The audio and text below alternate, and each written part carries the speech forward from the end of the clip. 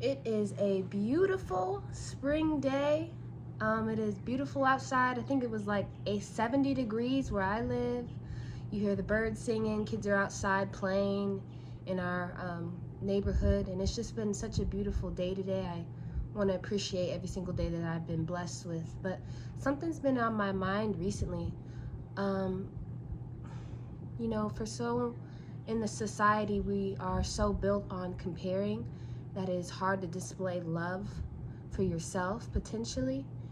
And I used to think that self-love was all about confidence, or that was just a whole definition of self-love, but I realized it goes so much deeper than that. Self-love is not about perfection. It's about realizing that you even though you have flaws, it's about accepting yourself for who you are. It's about living in your authenticity and being an individual who has individuality, who isn't a herd or a sheep, isn't in a herd or sheep mentality. And it's also about how you treat yourself daily. The way you speak to yourself, the way you take care of yourself every day shows up on how much you value yourself, how much you matter to yourself. And it's never gonna be just one and done. You're never gonna work on it for maybe a week or so or a day and say, okay, I got this down packed, I don't have to do it anymore. Self-love is not just a one-time decision. It's a daily choice, and you have to choose it every single day because you do matter in this world. Even though everybody may tell you that you don't, or that you may go on social media and you just see people comparing their latest vacation and where they're going next, and my new car, my new house, my new clothes, my new shoes. You do matter in this world, and I want people to realize that you have to love yourself in the way that see the value in who you are as a person and walk in that authenticity. Don't try to be what everybody else is expecting you to be. Walk in your truth. And we struggle so much, like I said, because of social media. Society has taught us that we have to seek approval, even on social media, from such a young age. In school, we're conditioned to fit in and seek approval, not to stand out and develop individuality. And social media can have a big part in that. You start to compare, which also steals your joy.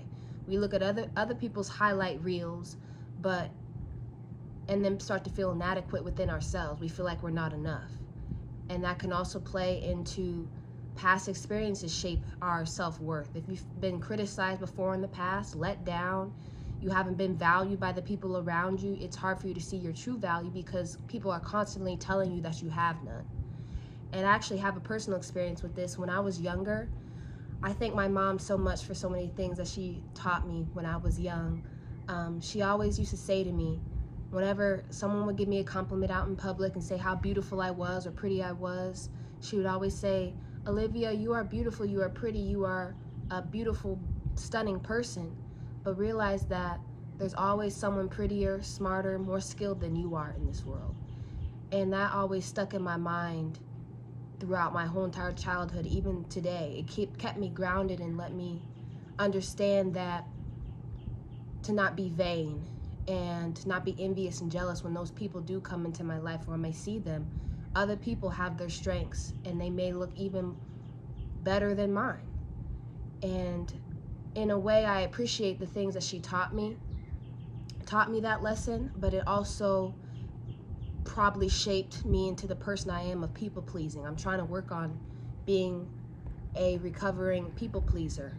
I have put so many people ahead of me that I never really took the time to develop appreciation for myself and what I had done and what I'm doing personally even now.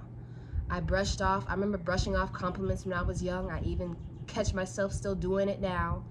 I didn't want to feel like I was being vain, but I also didn't see myself as worthy due to the fact that I thought everybody came first. So it needs 50-50 balance.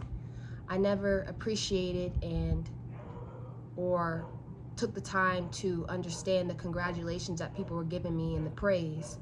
So I never looked in the mirror and thanked myself. So how can I start, or how can even you start to appreciate yourself today?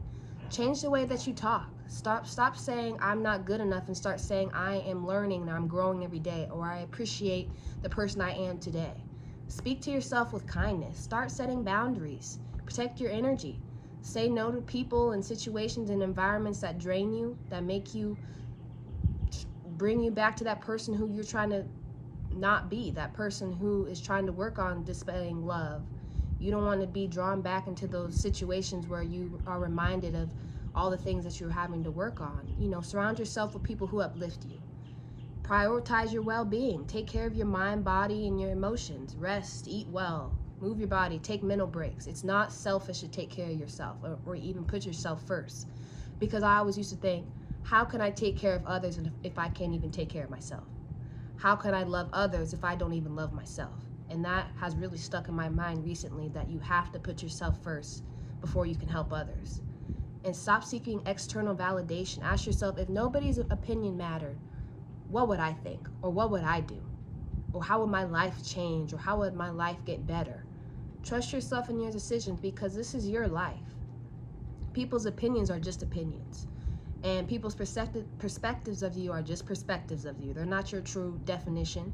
It's not your true authenticity or individuality, because you are yourself, not what other people define you as. So trust yourself in your decisions. Embrace your flaws and your past mistakes. You are not your mistakes.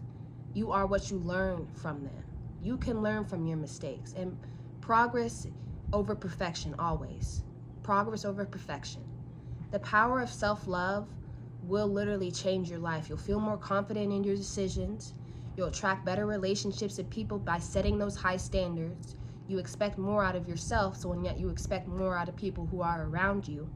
And you'll start just living the life of your dreams without fear or regret, because you're putting yourself first and you're loving yourself, and you're loving, even though you make mistakes, you realize that there is